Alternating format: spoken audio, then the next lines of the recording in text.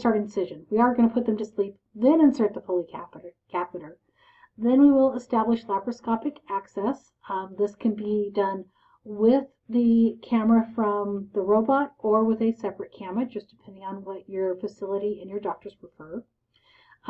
Once we establish laparoscopic access, we get all of the ports in, then we will dock the robot. After the robot is docked, we will, the surgeon will then divide the vas deferens. They will dissect out the gland, once again sparing those neurovascular bundles. And then we will remove the Foley. We may place the sound inside, and then we're going to ligate the veins around the urethra. Then we're going to incise the bladder neck. We're going to identify and preserve that neurovascular bundle around the bladder neck, and then we're going to transect the urethra. Once we transect the urethra, the specimen will come out. So we'll remove the specimen. We will perform a urethrovesical anastomosis, which means we're going to reattach the urethra to the bladder. We'll fill it up with saline and make sure that we're not going to have any leakage.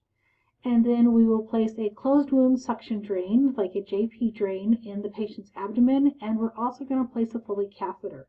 We want to make sure that the patient's bladder stays empty so that that reanastomosis has a chance to heal and not be overstretched while it is healing.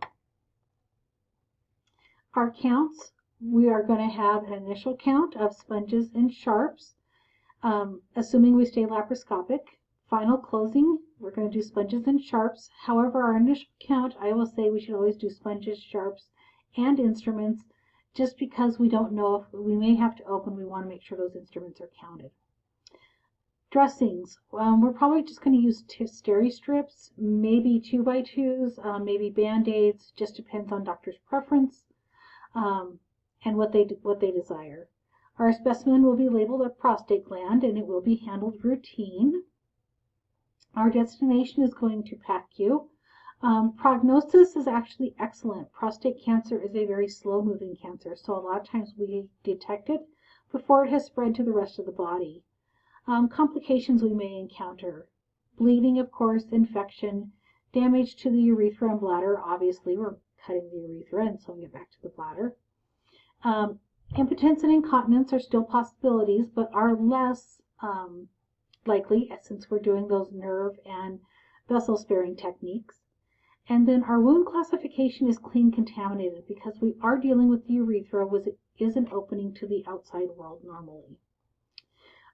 This is a great robotic prostatectomy video. I highly recommend you check it out. I hope you all have a great day. Bye.